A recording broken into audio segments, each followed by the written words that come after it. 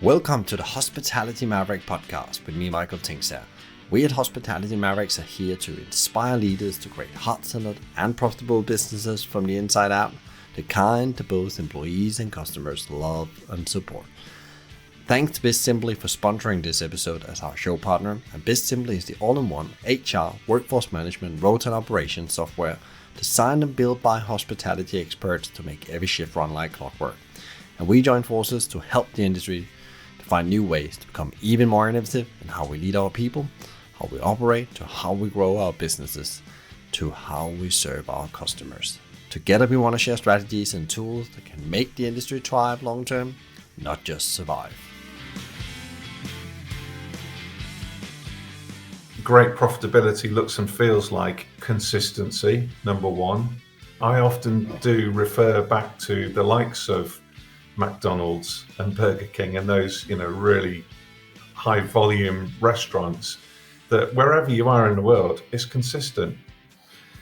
That is really, really key to driving a consistent food margin. If you know that you're going to turn, a consistent margin, you can plan for the business.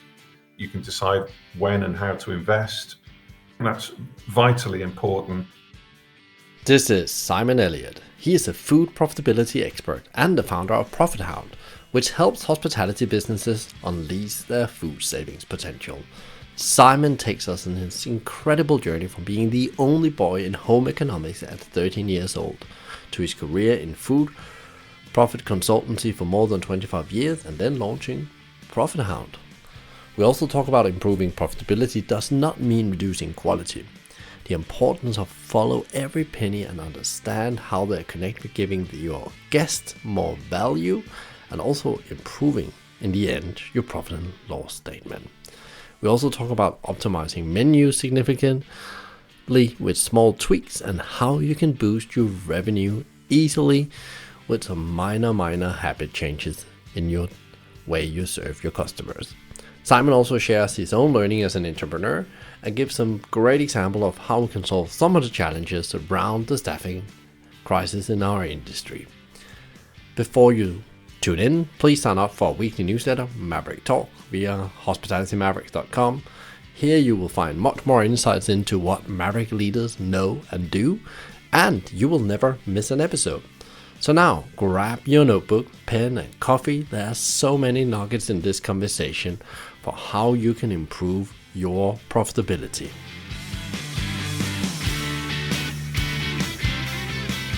Today's conversation, I wouldn't say it's a rare conversation in my life, but unfortunately, I haven't been talking so much about it recently here. And it's as ever important as always in business. We're going to be talking about profit, but we're going to be talking about food profitability.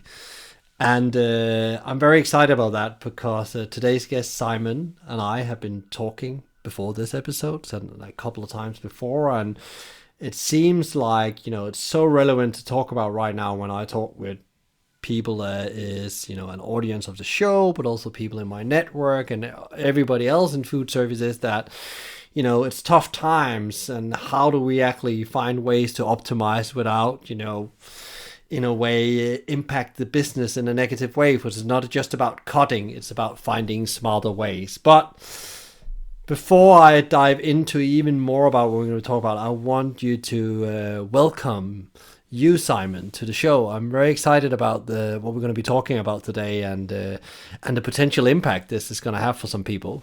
Yeah, me too, Michael. It's great to be invited. And I'm looking forward to the next 45 minutes or so. Yeah, can you give people a bit more, background on Profit Hound, why you started it, and there's probably also something around your own story, because as founder of businesses, there's always your story that impacts a lot about why you do what you do. Yeah, sure.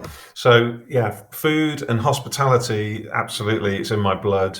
From the age of 13 and being the only boy sticking his hand up to go into the home economics classes. I was a chef at 15. At 20, I decided I wanted a little bit more and went and did an HND in hotel management. and then spent 25 years in consultancy, food cost, food profitability, food procurement, and yeah, that was the sort of the real bedrock of my career. And then, just sort of the last couple of years, Profit Hound story starts from right in the middle of the pandemic, actually. Like so many people in hospitality, I was made redundant. And, initially thought, I need to feed my family here. So set up in October 20. My first client came along with me, which was great. Came along from a previous employer. Picked up a few pub clients through 2021 as they were coming out of pandemic and reopening. Had an introduction into a really good business called Everard's in Leicester, and now work with quite a few of their properties.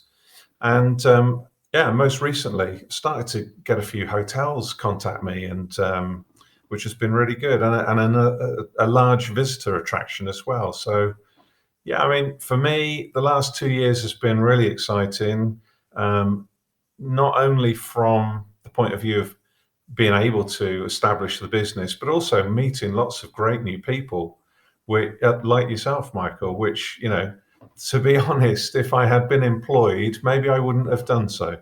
So, it's been a fantastic couple of years, having a bit of fun on social media as well, and yeah, so that's yeah, Profit Hound in 2 years. And what is it that makes your approach, or your purpose different than anyone else I could go and ask to help me with find better profitability in my food? Yeah, well, I think, as I've already said, I'm, absolute passionate hospitality person. I was a chef. I understand the difficulties that operating a commercial kitchen involves. But probably more than that, my purpose and vision for Profit Hound was to really provide hospitality with a fresh new support, to remove complexity, offer great service, and really tangible savings and benefit. And I think, continuing on that, I think what makes Profit Hound stand out from some of those buying groups, which I don't particularly want to be associated with, because my business is really focused around improving profitability, not just procurement, and that's a real key for me. I don't have the sort of typical notion of nominated suppliers, and I certainly don't take any payments from any suppliers. So it really is, all about my client's business, and really supporting them and helping them through, as you said, what's a particularly difficult time. I mean, we've never seen anything like it, have we, Michael? No, no, no. It's it just feels like every week that goes, the wound gets a bit more messy and a bit more deep. Yeah, yeah, absolutely. But with that said, what did I, because let's just grab that moment about the challenges. What do you, in your view, and the work you do, what are the biggest challenges you see right now for food and drinks businesses, and right now and in the near future, if we focus on that? Yeah, I mean, it's probably easier to say where aren't the challenges. I mean, labour shortages has got to be probably the biggest challenge out there, because hospitality is so much about people. But you add on to that the fact that every single cost line in the business is increasing. It makes it incredibly challenging, and I think that Q1 2023 is going to be really, really tough for a lot of businesses. That first quarter after Christmas is always difficult, but right now it's going to prove impossible for some people, isn't it? Let's be honest. I think one of the other challenges that I see, is just trying to avoid that temptation to discount that may have been there historically in January, February. And just let's get some volume in, but I think that's particularly dangerous at this point. And the last thing that anyone needs to be is a busy fool in hospitality these days. So yeah, there's an awful lot of challenges out there, Michael, isn't there? But I think I would point to those. It's really interesting you said with the discounting, because we definitely talked about that. Even I think we talked last time, we touched on it here in the show, was when the Eat Out to Help scheme was there. I don't know if that was the right name for it, but it was like the scheme where the government supported operators with, they gave them 50% or 25% or whatever of the bill, and it actually made more harm than actually it drove the right kind of business from a profitability point of view, was the assessment for many operators afterward. And I think it also comes back to what kind of brand would you like to be, or how would you like to be perceived in your customers' eyes. So if you go into discount party, it also means that there's some places you need to lack on the experience in a way. And I guess that's the whole strategic positioning, is that you might get volume in, but if you don't have the staff to handle that volume, that may be even hurt even more long term than it will help you short term. Yeah, and I think also anyone with particularly skinny margins, going into a series of discounting is going to really struggle. And we've seen some of the high street pub operators, who traditionally have operated on very, very small margins, having to, the Wetherspoons have just sold 10 properties, I think, and put another 10 up for sale. And yeah, so it's certainly one to be very, very mindful of. And you know what? We almost certainly are in a recession now. And if the GDP drops by 5%, that still means there's 95% of what there was. So for clever operators, good operators, I think there's still plenty of opportunity. There's still plenty of people in this country with relatively deep pockets, despite everything else. Yeah, and I think it's coming back to what we talked with both Annika recently on the show, and also Michael from what we talked about, is actually about the value you give to people actually, and when they choose to go out, that you are the preferred choice, and how you build that out. But when you work with operators, Simon, what is the typical things you see when you come in and they say, we want to work with you, Simon. We believe we have some challenges. What happens actually when you come in? Because what is food profitability, and how do you actually approach this, and how do you help them solve some of these massive challenges we have just talked about? Yeah, so I mean, my approach is typically to gather data initially. So that's going out to the client suppliers and getting spend data for the last couple of months, getting some POS sales data, getting the menus, understanding where the client sees themselves positioned in the market, and then really kind of using all that good experience from 25 years in the industry to make some sensible recommendations on how they can improve profitability. I think the biggest challenge for me is the kind of being seen as the cost cutter, and it isn't that. It isn't that at all. It's about being clever, and switching some products where you can, but certainly making sure that the opportunities are presented in a sensible manner, that clients can buy into and say, actually, yeah, let's give that a go. Let's give it a try and see what our customers think. That's all that I can really ask, is that clients have an open mind to the suggestions that are made. And what is the typical, can you give a couple of example of projects? You don't have to say specifically what they are, but what kind of thing, what was the problem, and what did you achieve by working, with the data and doing the process you were putting in place? and where are these businesses now when it comes to those areas of their business?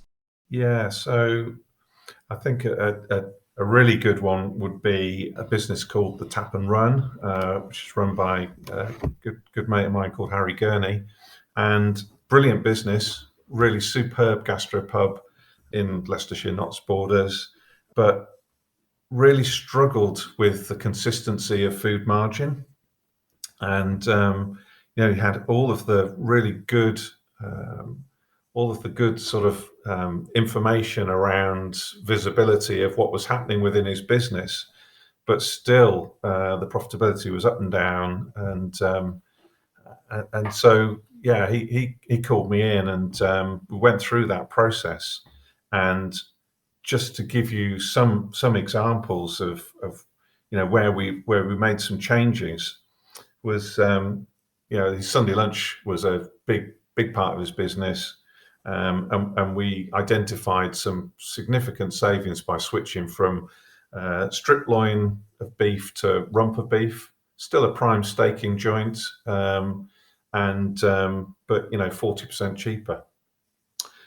And looking at taking leg of lamb, we all know lamb has gone through the roof, really, really expensive, and moving that to a really good free range pork, which again cuts the cost significantly.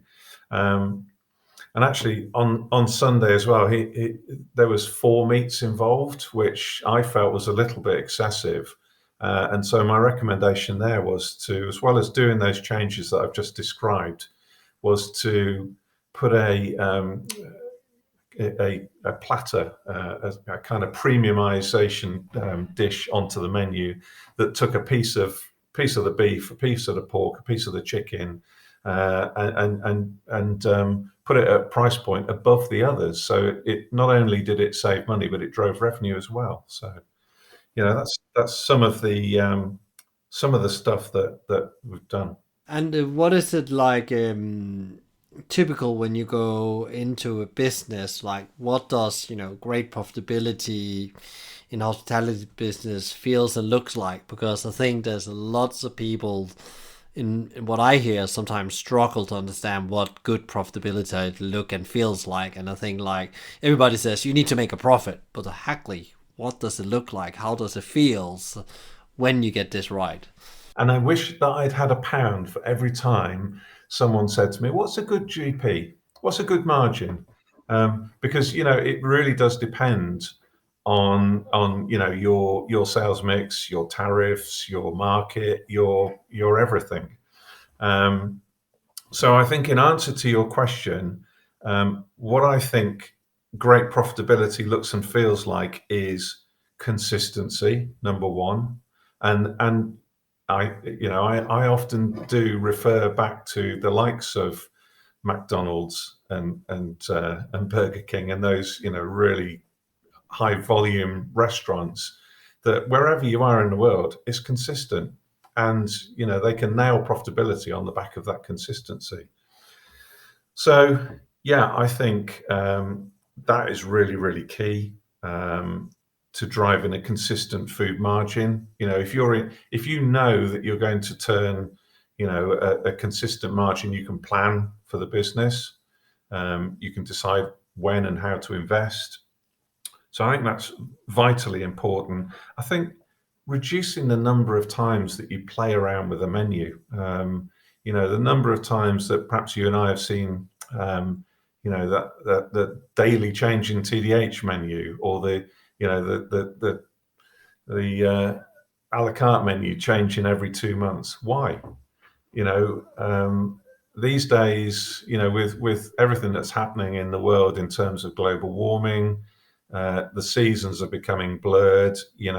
I think if you've got a hotel with a banqueting menu, you want to be thinking about, or even a gastro pub with a nice dinner menu, you want to be thinking about a spring summer menu and an autumn winter menu, and perhaps dropping something in for Christmas as a little sort of a little something. But yeah, every time you change the menus, every time you change those dishes, you run the risk of potentially upsetting the profitability. So yeah, small changes I think would be my recommendation. And I think also just visibility and um, on margins, on not only food but beverage and labour cost as well. And Harry was an absolute stickler, and I could set my watch by 8 o'clock on Monday morning. He would have sent over what he called the motherboard. And yeah, so he was absolutely banging control of that business. And it was, everyone knew it, and everyone knew that it was coming, and it was, everyone had visibility, and everyone bought into it. And that helped to change mindsets and behaviors. And I think lastly, I think focus and direction is something that our industry sometimes needs to just, be a bit clearer on. The number of conversations I've had with chefs over the years that have like, well, the boss has told me we're going for stars and accolades and everything, and then the boss is telling me, no, we're going for profitability. So I think align those two messages, keep the focus and direction very, very clear so that everyone within the business understands it, and they've got an opportunity to get off the bus if they want to. If they actually do want to go for accolades, and the business doesn't necessarily, then yeah, there's plenty of homes for people in hospitality, isn't there? It's very interesting what you're saying there, because I'm just sitting and smiling, because I think the businesses I've been involved in, McDonald's is one of them, actually are successful, of course, of those reasons, because it's the consistency bit, and it's there you think, oh, McDonald's always has something new on. Actually, the 90% of that menu have never changed. Then there's just the 10% they use for what I call brand awareness marketing, and they are often premium offers. They are products you really make some great GP on, because you have to put in the trouble of making them, and you need to involve the staff in that. And actually, more you need to new things you have to put on your staff, especially in these times, the harder it gets. So actually, less is more, and 1% every day is really important when it comes back to your habit bit as well. Like, how do we become master in serving this dish? How can we just make it 1% better? And that goes from profitability to speed to heat to taste. And I think that's some of the things we need to get back in, because actually the customer really wants that as well. If I take myself, I have some specific restaurants here in Brighton I go to, and I order the same dish every time, because that's the dish that makes me feel happy and satisfied and nurtured when I eat it. And because they are delivering it every time, spot on. So I think it's really interesting what you're saying. I think we think we need to go and change like radical things, and also the alignment within the team, Simon. That's really, really interesting. I had a conversation the other day, like that's actually what we need to spend time on, because actually, if you do the things you said, the 1%, get better at things, slow down, do less things, do them better, focusing on making sure that you make money on the things you do, actually then the awards comes in some kind of way, either results or actually you get noticed because you are a well-run business. What is the best of the best doing right now, Simon, like to improve profitability when you look around in the landscape? You just said that, consistency, but what are they like? Are there anything they're doing right now compared to the pressures there is, we know right now, energy cost, food inflation, labor? What have you seen really some of the smartest operators are doing? Yeah, I think it's really is at this stage. It is absolutely about keeping things simple. And I think we saw, as hospitality emerged from the pandemic, that menus were much smaller, um, and much more focused, and clear about what their offer was, and they weren't offering that Thai chicken curry and the lasagna and the fish and chips and everything else. It was a much more focused approach, and that for me that still rings true. Reducing the number of products that you hold within a business is key, and that goes back to the McDonald's point, where you can take a product and make several dishes from it, and that's really key. And also just taking some of those menus that periodically you might have wanted to have had, lots and lots of menus, but just take a really good hard look at whether you actually need them. I've seen some hotels that have just done away with lunch and just afternoon tea from 12 till 5 because it's really profitable and much easier to just do that one service than go from lunch into afternoon tea. So yeah, I think that's the key for me, would be to keep things simple, and again, just going back to that, the visibility and focus and direction on where they're going. I think that's the key for me. So before, Simon, you also mentioned, I think I just want to loop back and pick up something when you said in conversation that, improving profitability doesn't mean that you need to cut costs. No, definitely not. And that is a perception that I'm always up against, and I always fight back hard against it as well. And it's a myth that I really want to bust. Just to give you an example of how we can improve profitability, just buying products that are available from multiple sources at the best price.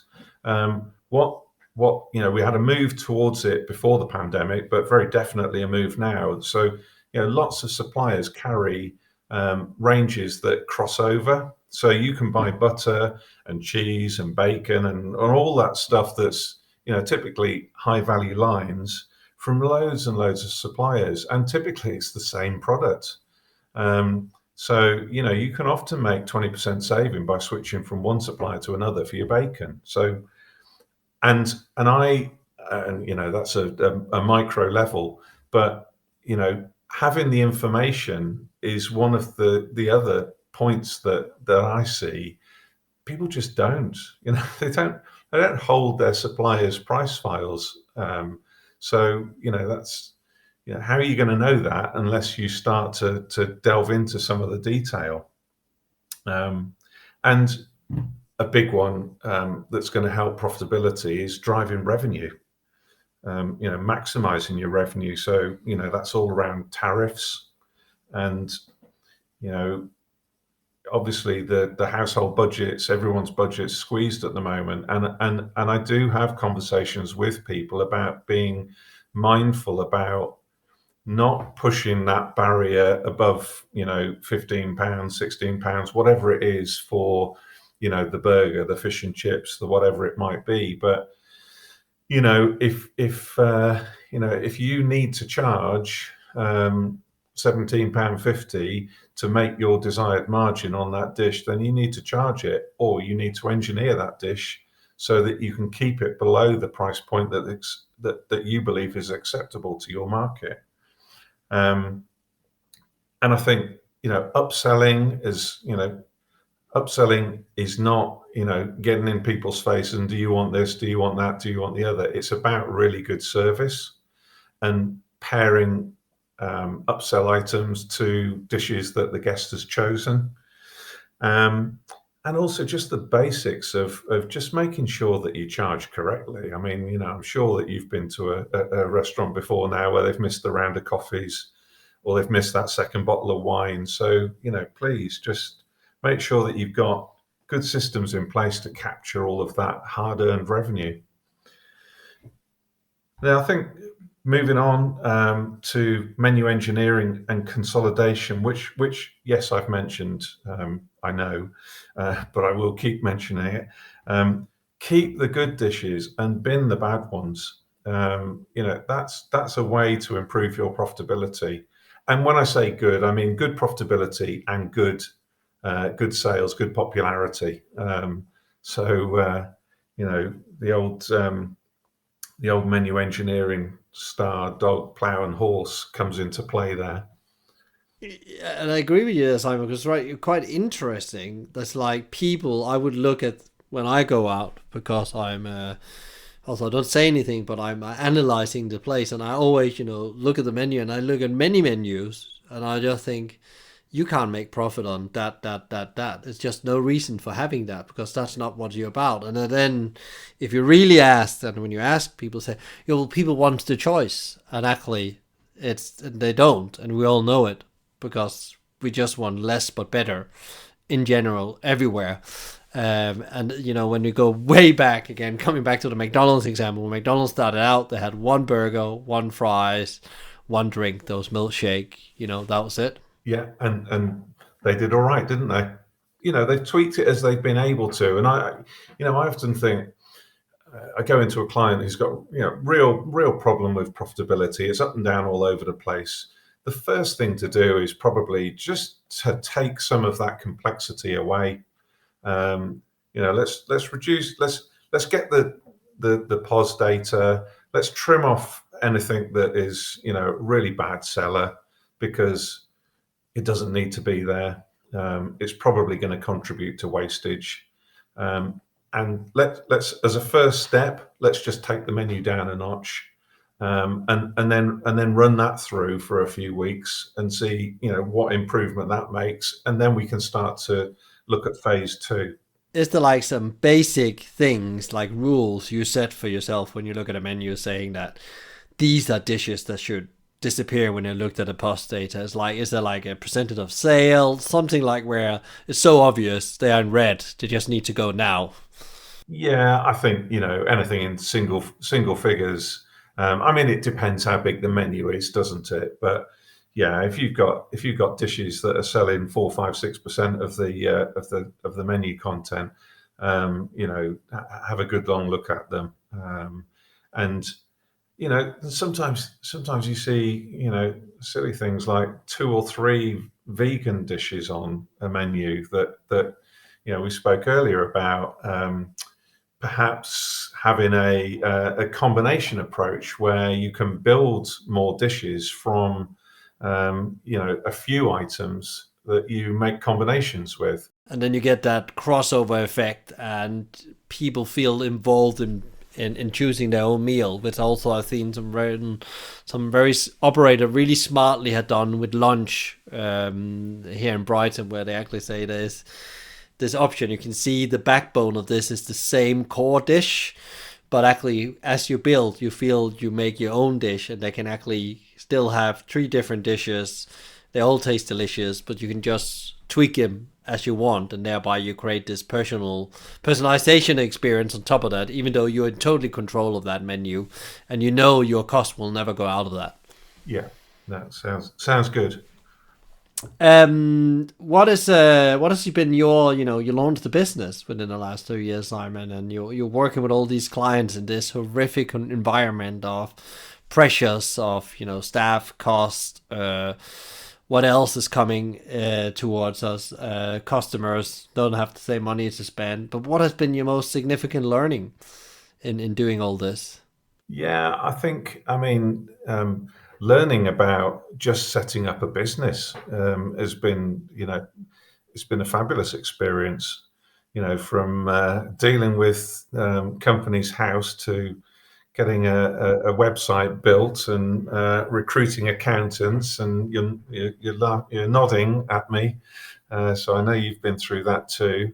And I think I said at the start, growing a network. So I've grown my LinkedIn followers significantly, and just had the freedom to just put some stuff out there on social media that just stirs things up a little bit, and drives some interest. So that's been really significant learning for me over the last 2 years, and something that frankly I wouldn't have had to have engaged with had I remained employed. So I'm grateful for that. It's been fabulous.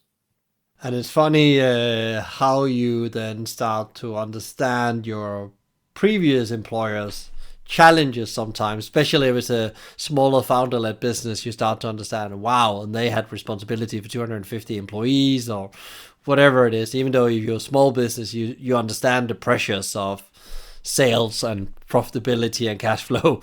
Well, yeah, And that's the best way to learn it is yeah, with your yeah, own money. absolutely. My dad always said. So, what is like? We talked a bit about the challenges in the industry and the pressures. We don't have to come back to them. But what is like? You were a bit positive. You said there is opportunities in this. But what is like your prediction, Simon? Like when you work next to the operators all the time, what are you hearing about?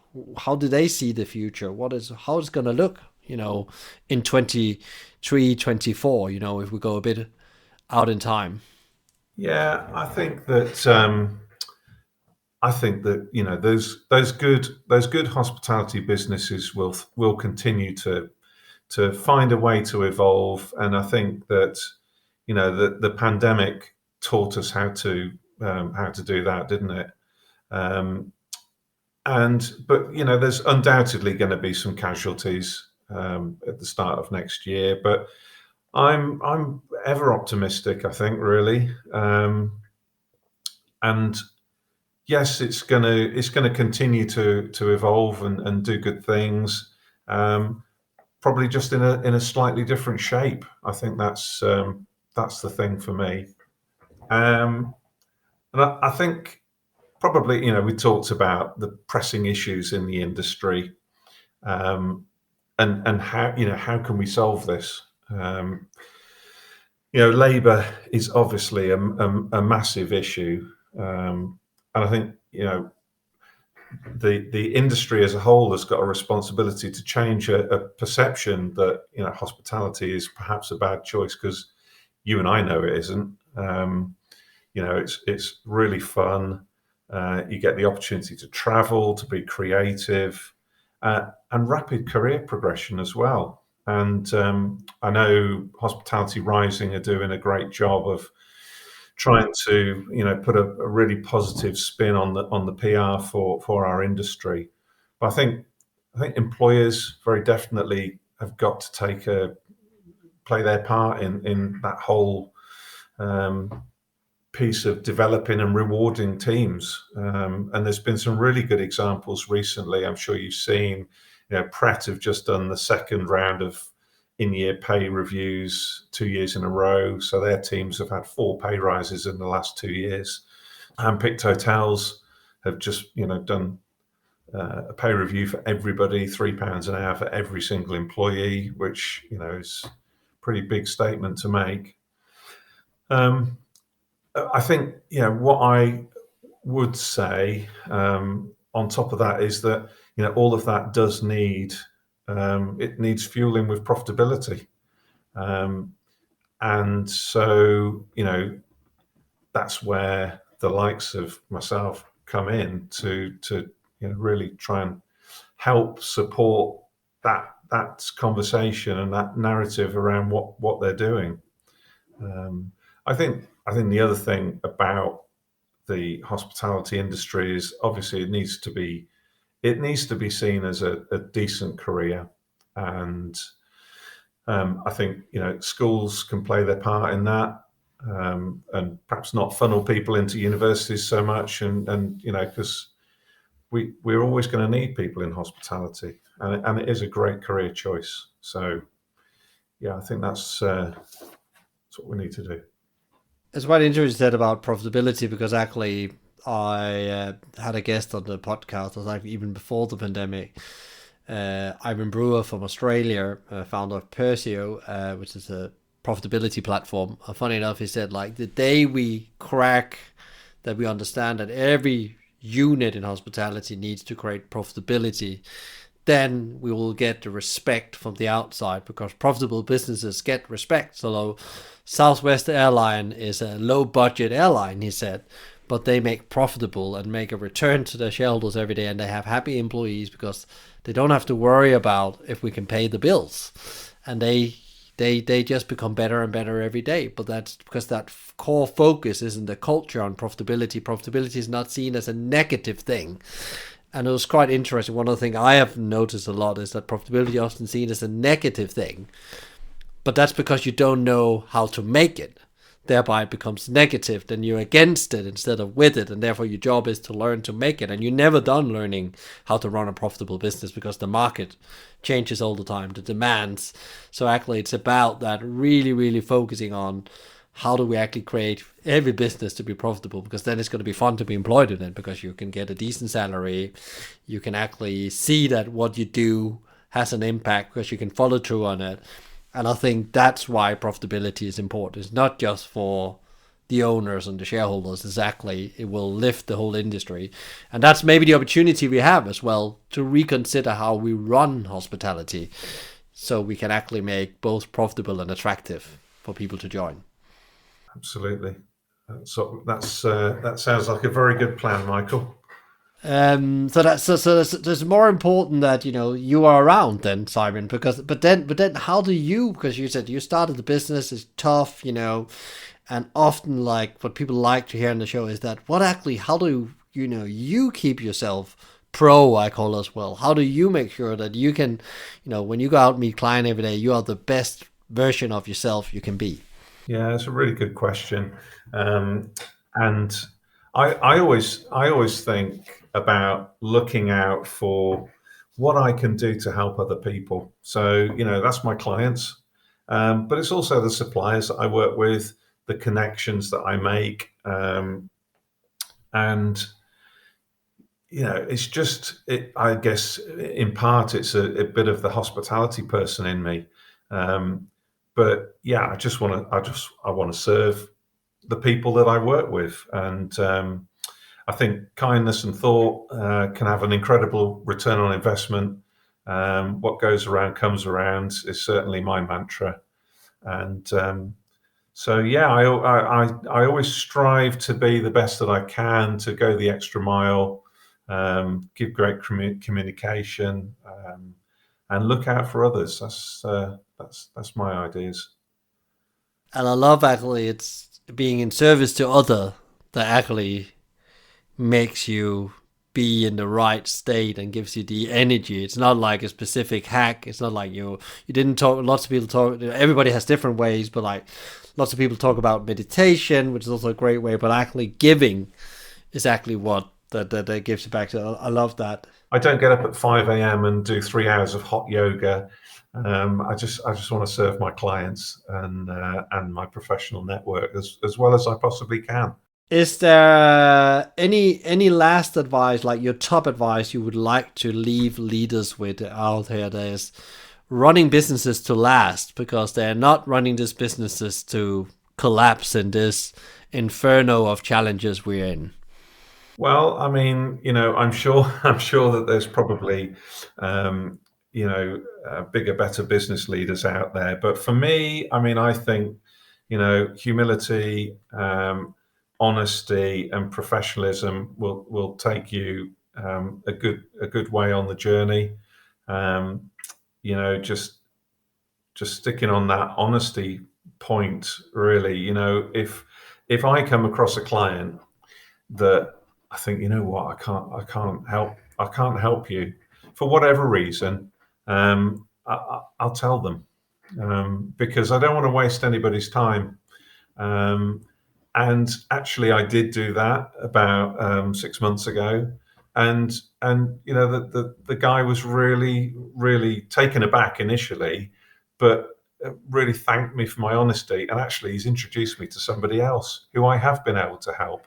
So yeah, I think honesty has got to be right up there for me as the key to good leadership.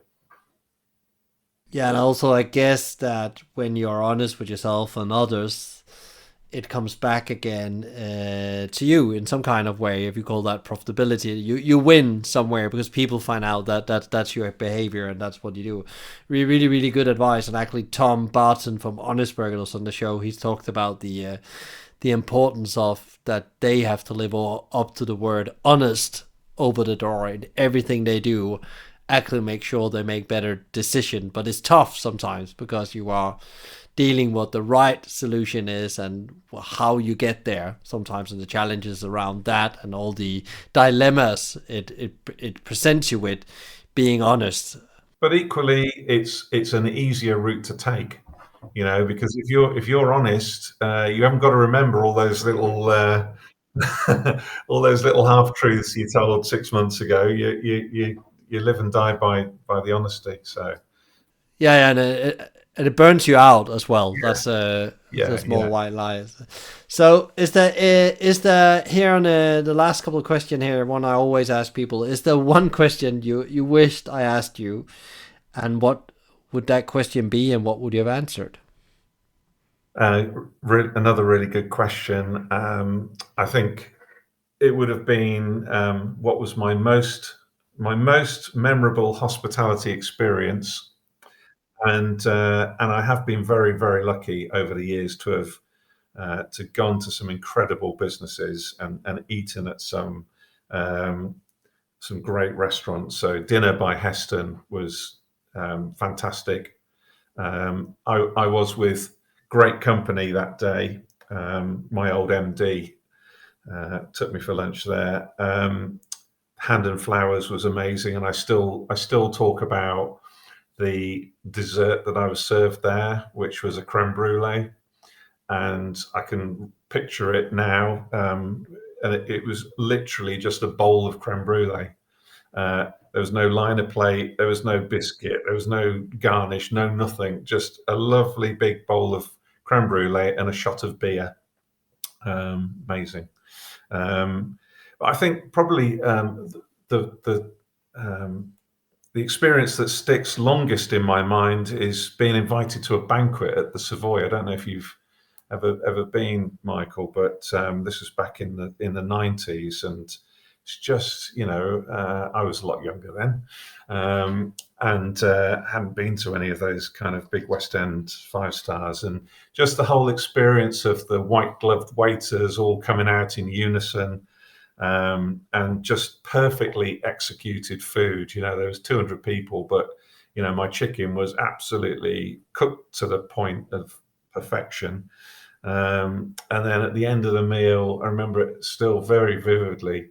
Little miniature choc ices coming out on a silver tray with dry ice, and billowing out from all the serving staff. So yeah, lots of great memories. But yeah, that's one for next time, Michael. It was really interesting coming back to we talked about how we make the industry attractive, and actually we forget about the training and the focus. It's almost like elite soldiers, athletes that you have to do that kind of level of training you need to do to be able to do a service like that. And I think that's some of the things we need to get back to hospitality. And I know we cannot all serve like they do at the Savoy, but it's that like these standards of, the I call also Michael Jordan standard. You're only in competition with yourself, and you can only get better every day, and you set the standard. And equally, I'm sure we've all had great experience at some of the high street operators. I mean, me personally, we're very lucky. We've got a Wagamama's in Leamington. That's our go-to because the service is just superb there, and it's uber consistent. You know what you're going to get. You're going to be served fantastically well. So yeah, yeah.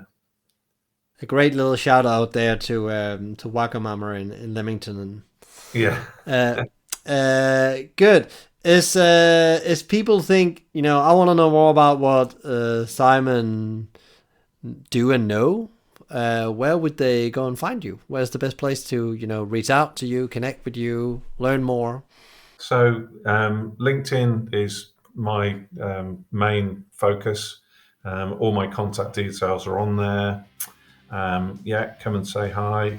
Drop me an email, simon@profithound.co.uk. Great. Thank you so much for coming to the show, Simon, and giving all this incredible, valuable insights about how you can actually boost your food profitability, but also your revenue. Thank you, Michael. It's been a pleasure. I really appreciate that you're listening in. So, if you enjoyed today's conversation, please share with others, rate or give a review, or subscribe to one of our channels, which all can be done via the website hospitalitymavericks.com. I believe that reading the right books is the key to become a better leader. So I've helped you with a curated list of some of the best books to improve yourself, others, and the organization. Find them on hospitalitymavericks.com. A big thank you to BizSimply for supporting us, bringing great insights, strategies, and tools to help leaders to become better every day. Check them out at bizsimply.com or on their socials at BizSimply or BizSimplyHQ. You can also email them directly at podcast@bizsimply.com. Thank you to Fina Charlson, who is the show producer from the Podcast Collective. If you have any ideas and feedback for the show or other thoughts, reach out to me via LinkedIn or via my email, michael@hospitalitymavericks.com. I'm Michael Tinkser, and you've been listening to the Hospitality Maverick podcast show. Be Maverick.